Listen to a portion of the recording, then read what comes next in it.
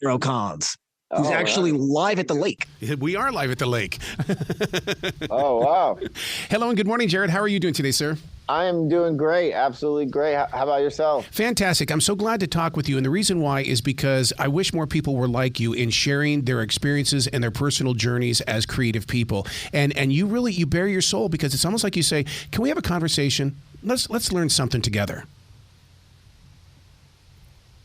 Yeah. No, I mean, that's, I wanted to write a book that that had useful information, practical advice. Also, like to let people know like how insanely competitive and brutal this industry is. So it's not a flower like, oh, come to LA and become a movie star very easily book. This is a real, I mean, I've been doing this for 20 years. I've been through, ups and I've been on the lowest of lows on my apartment, with no work, no money. And I've been on, multi-million-dollar sets with movie stars. So it's like, it really is. If it's hot, it's hot. When it rains, it pours. And when it doesn't, you're dead, Well, this book is coming out at such an exciting time because, I mean, I had a friend yesterday that was telling me, man, the writer's strike, that means reality TV show is going to be big. I'm going to go out there with the cameras. We're going to shoot. And I'm thinking, Jared would have the guts to do something like that too if he was just starting out in the industry. And this is going to be that book that they're going to take and they're going to learn from it. Yeah, and that's what I hope. I mean, I wrote this book for the person, trying to come up and trying to work in this industry. Mm-hmm. This book is not for those who I want to be Spielberg. I mean, sure, you can that too, but this is a very real book. I've directed 50 movies. A lot of them, some big budget, some low budget, some no budget, and I guess it almost reads. Some people told me, they're like, this kind of reads like a cautionary tale. Like I don't know if this book is like wanting people to, if someone that is interested in filmmaking a little bit would read this book and all of a sudden want to move and become a filmmaker. But I'm like, good. I'm like, that's actually good, because they should know that how difficult it is, because it's been this way for me. But look, just because it's been 20 years from, like, I've seen people move to LA and become a megastar in a year. Like I've seen that too. And yes, that happens. Yes, that happens. And everybody wants to be that person, but 99% of the people aren't going to be. In fact, 98% of the people are going to go home after the first year, and the other 1% will be the people that have to stick it out 20 years. That's so funny that you bring that up, Jared. And the reason why is because I've had more actors tell me that Hollywood really has the highest unemployment, because if you see an actor on the street, that means they're not working, and it's like, oh my God, and we don't look at the reality of that. It's so true. I mean, statistically, and I did this when I was 18. I said I want to be an actor, and that's what got me started in the industry. Bright lights in my eyes, and all this crap, and yeah, I mean, you see these people come out here and they're like, oh, I want to be a star, I want to be famous. I'm like, man, like you better be like 17 and beautiful and talented. I mean, otherwise you're just going to be, or born to, or your parents are famous and rich and famous and they can help you out. But for the rest of us, yeah, it's a grind, man. It is a grind with a capital every letter.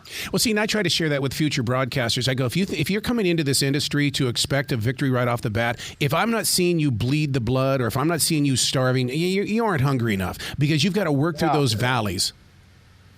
You do, and you really do, and there's something that also, like, for me, that's been true, is that you can't skip grades. Like you can't go from directing $100,000 movie to $100 million movie. Right. Some people can, and that happens. There's always exceptions to the story. There's always gonna be like, oh well, the guy, Damien Chazelle did Whiplash and then he did La La Land. Like, sure, that happened.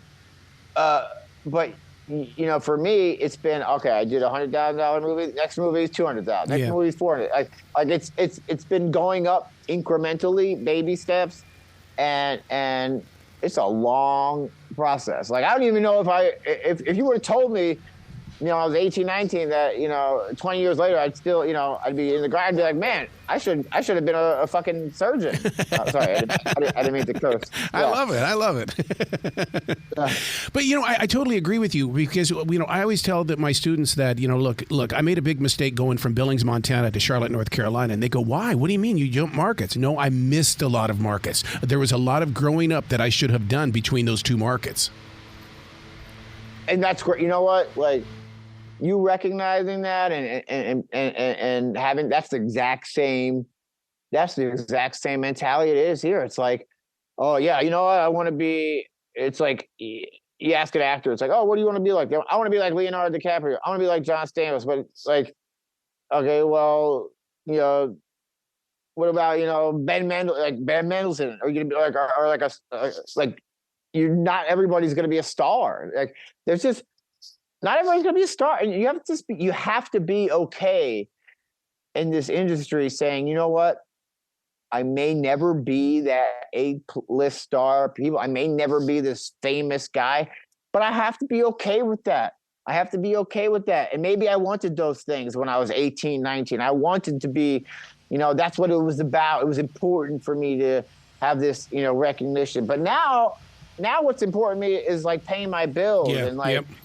Keeping my mental health like happy and like not, you know, being a miserable person all the time. Like, that's what's important to me. Like, and it takes time. Like, you just don't have that sense of appreciation or values when you're 18, 19, unless you're really, really smart and mature. But I was not that guy. I was a dumbass. Yeah, but you know what you're teaching me is the fact that you own the power of choice. You're making a choice to do what it is that you're doing, and that to me is empowerment. Yeah, I mean, it really always comes down to choice, because the same yeses that will get you ahead, mm-hmm. they will also set you back, because it's especially it's only really in the movie industry or in some other industries, because you can go, let's say you go, and I've been in this situation where I've done a few hundred, you know, a movie, like a low budget movie, a few $100,000, you know, TV, made for TV movie, and then a bigger movie, and you say, yeah, everyone's like, yeah, say yes, and that's how you get your career going. But after you've done a few bigger movies, if you get offered a smaller movie, like, that could actually hurt your career. Yeah. Like, I hate that. I hate that so much, because, like, no band will ever get yelled at for playing a stadium and then the next night playing like an intimate, like, you know, venue, you know, with 50 people in the audience. Like, that's cool. Yeah. If you're a musician, that's cool. But if you're a filmmaker, oh God, no! Now he's doing low budget stuff. Now we can't hire him for this bigger thing, because look at him. He's off doing this like it's a very hard business to play. You have to play by the rules and win. Like, it's. Whew, yeah, but haven't those rules changed though with streaming? Because I mean, look at even Harrison Ford, you know, coming in to do a series, and Sylvester Stallone. It's almost like they're saying, okay, as long as this is going to be a 12-part series, I'm in the game.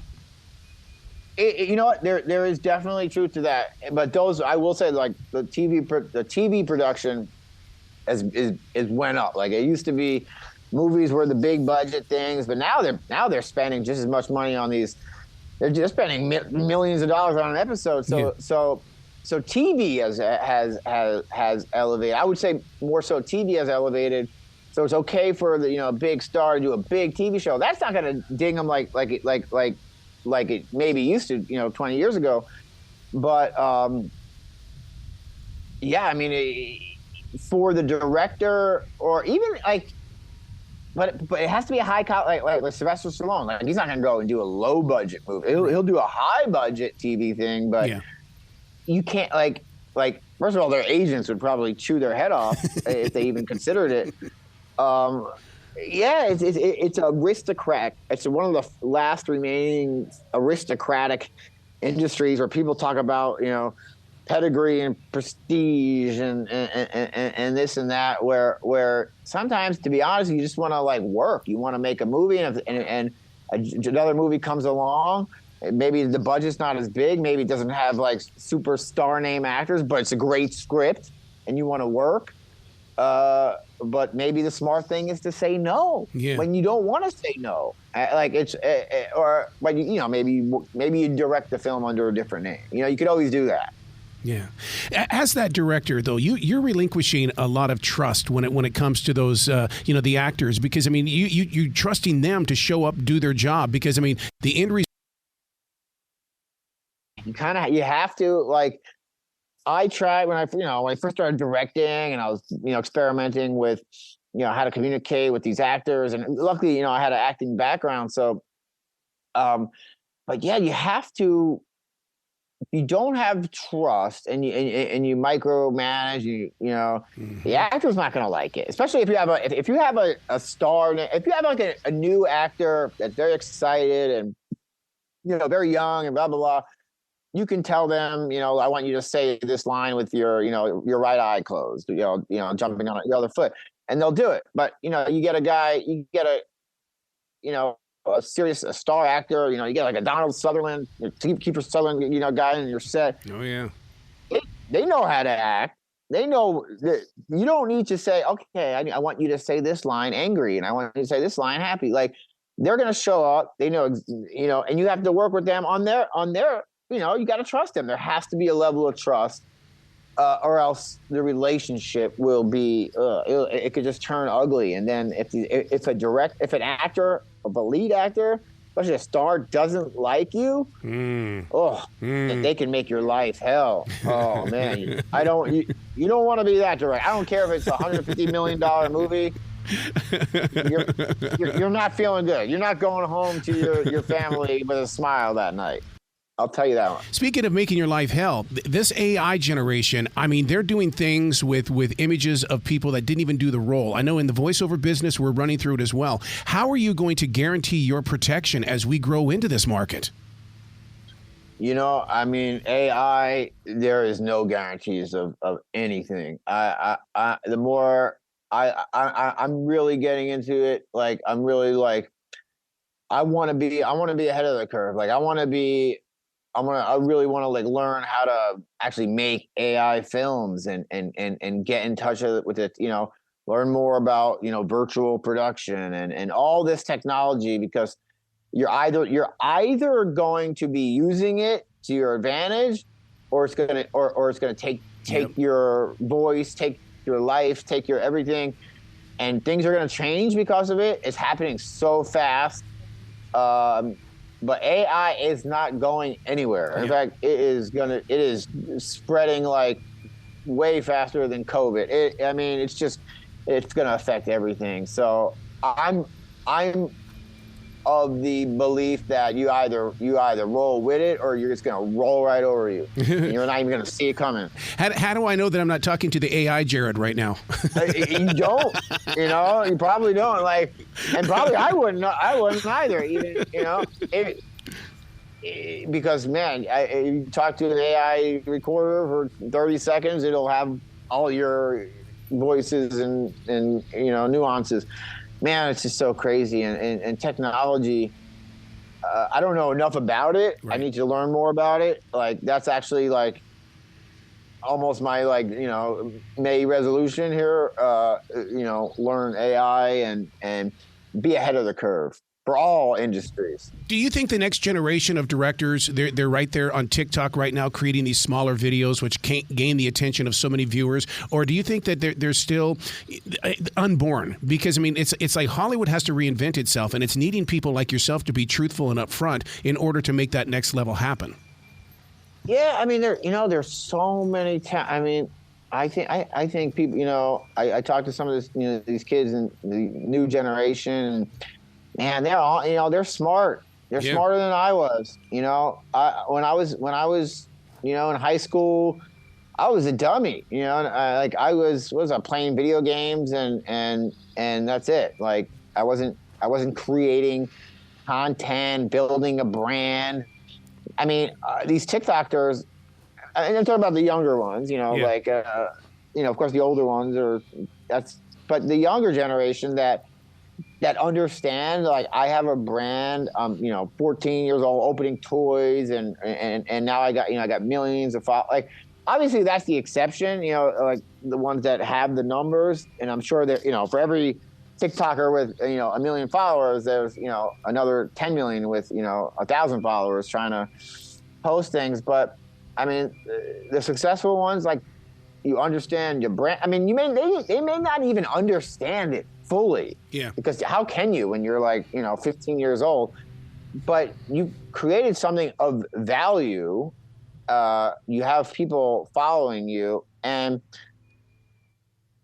I mean, I think, they're smart. I mean, I don't know if it's smart or if it's the technology that, allowed them to do that makes them smart for taking advantage of it. But it certainly wasn't around when I was young. And if I was, 13 now, I'd probably still be a dumbass, to be honest with you.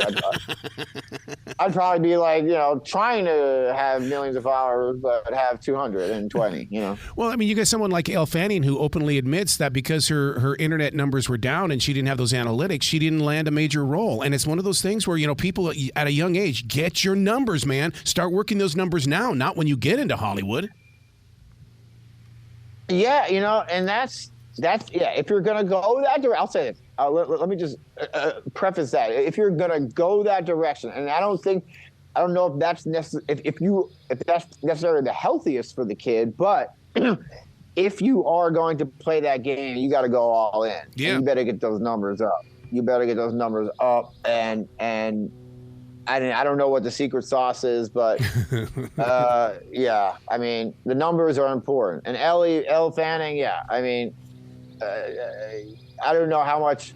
She's a great actress. I can't imagine some like TikToker taking her job, but maybe, I don't know if it's for like some commercial. Sure, maybe if someone has more followers. But I mean, I don't know about that. I don't know how, I got to tell you what I felt when I saw the title of the book, 50 movies made. In my heart, 50 miracles were made, because they say it takes a miracle to make a movie. And so I took the positive edge on that, going, wow, 50 miracles in this man's heart. Yeah, I mean, I can't even believe it myself. When I look at, I'm like, I directed 50 movies? Like, I'm not a super old guy. I mean, it's just, I was really just on a tear for years after just doing movie back to back to back to back. But I was at a point where, I had a great relationship with, I still have a great relationship, with a few production companies that make so many movies, like The Asylum. Big shout out to The Asylum. Yeah. They make 20, 30 movies a year. And I've just had they were just so awesome, and they hired me and they hired me and they hired me. And it's just, I wouldn't be where I am without The Asylum, not even close. And it's companies like that believe in me, and just by them believing me and giving me movie after movie after movie, I think I directed 18 movies for them. It's just, and that's just, and man, it's just having those relationships with people that can hire you, and doing right by them, and it's like any other job, do right by the people that hire you, and they'll keep you going. They'll keep bringing you back to the party, and that's another part of the book is like how to deal with people, because you got people in Hollywood are just nuts. Like, everybody's nuts. I'm nuts. If someone asks me if I'm sane, I'm like, no, I'm crazy. Like, I'm a movie director, but it's all about the people. If you don't have people that support you, I don't care if you're the best damn actor, filmmaker, screenwriter. Well, screenwriter, you might be able to get away with it, but actor, director, because you got to interact with people. Wow. You gotta be a people person. Yep. Or people have to at least not dislike you. Yep. Like, I don't know what the secret is. People say, "Oh, Jared, everybody likes you," and I'm just, that. Look, maybe I'm a people person, maybe I'm not, but there's some people that just seem to rub people the wrong way, no matter what they say, and those people. And I don't know if there's any help for them. Like, how do you tell somebody, like, look, these people just don't really like you that much. I don't know. You got to come back to this show anytime in the future. The door is always going to be open for you. Oh, thank you. I would love to. Excellent. Really. Well, you be brilliant today, okay? Thank you. And you too. Enjoy the lake. Yeah, I will. Thank you.